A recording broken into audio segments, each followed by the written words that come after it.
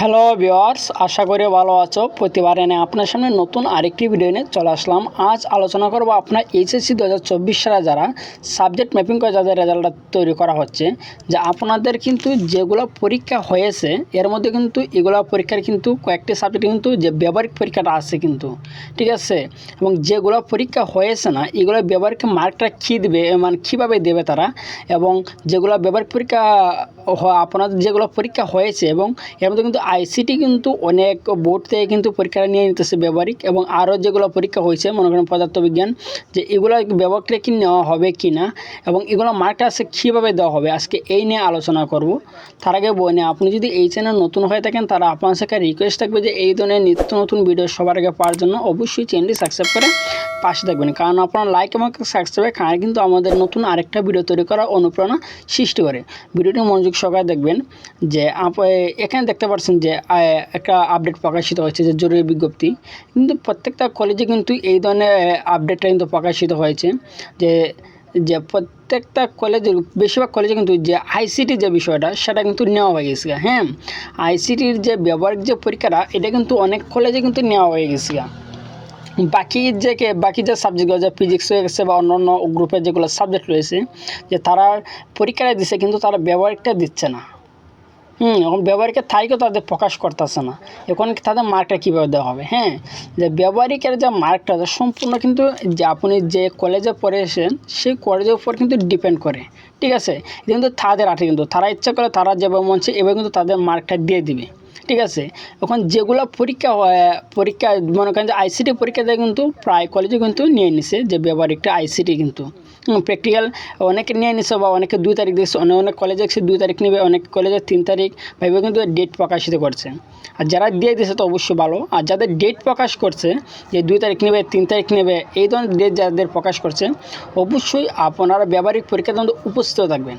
যদি আপনি উপস্থিত থাকেন তাহলে কিন্তু আপনার 25 মধ্যে কিন্তু 25 না 24 কিন্তু আপনি পাবেন যদি উপস্থিত থাকেন, ঠিক আছে। যদি আপনাদের এইভাবে কিন্তু জরুরি বিজ্ঞপ্তি যদি নোটিশ প্রকাশ করে কলেজ থেকে তাহলে অবশ্যই আপনারা উপস্থিত থাকবেন। এবং যাদের মনে করেন যে এই ধরনের কোনো আপডেট তারা প্রকাশ করছে না যে তাদের ব্যবহারিকটা নিবে কি না, তাহলে আপনারা কোনো টেনশন করার কোনো দরকার নাই। তারা কিন্তু যে আপনি যে কলেজে পড়েছেন সেই কলেজে কিন্তু তারা স্যার ম্যাডামরা কিন্তু একটা মার্ক কিন্তু তারা আপনাদেরকে দিয়ে দেবে।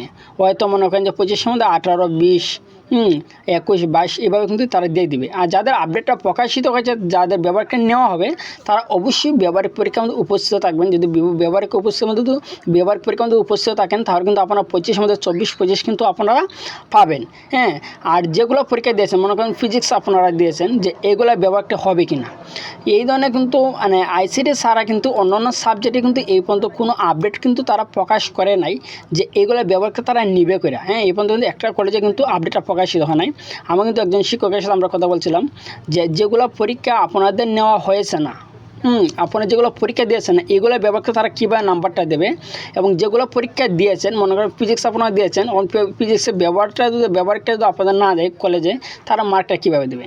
হ্যাঁ, তারা বলছে যে যারা যেগুলার আপডেট প্রকাশিত হয়েছে এগুলোর মধ্যে তো আপনারা এগুলো স্যার ম্যাডাম কিন্তু তারা দিয়ে দেবে যে আপনারা মনে করেন যে আইসিটি যে ব্যবহারিক পরীক্ষাটা হয়েছে সেটা যারা উপস্থিত ছিলেন তারা কিন্তু একটা মার্ক দিয়ে দিছে। আর যেগুলো পরীক্ষা মনে করেন তারা এই ধরনের আপডেট প্রকাশিত করে নাই যে ফিজিক্স অথবা অন্যান্য সাবজেক্ট যেগুলো কৃষি, ভূগোল এগুলোর নাম্বারটা তারা কীভাবে দেবে? এসএসসিটা, হ্যাঁ, আপনার এসএসসির মধ্যে কিন্তু তারা এই নাম্বারটা ফলো করে একটা নাম্বার দিয়ে দিবে। হ্যাঁ, মনে করেন আপনি এসএসসির মধ্যে যে নাম্বারটা পেয়েছেন ব্যবহারিকে সেই নাম্বারটা কিন্তু তারা কিন্তু এসএসসির মধ্যে কিন্তু তারা দিয়ে দেবে।